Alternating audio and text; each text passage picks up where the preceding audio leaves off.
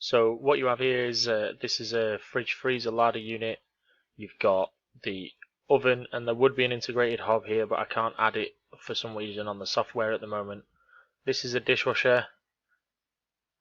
You've obviously got the extractor there.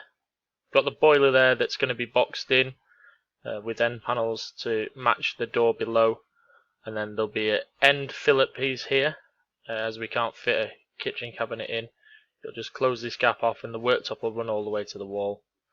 So if you watch them open, you can see there's the fridge, oven, dishwasher, sink cupboard. You can see the sink underneath, and then inside the back of this cabinet will be the gas main and the electricity meter.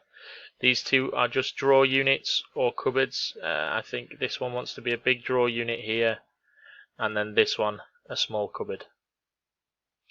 Let me know what you think.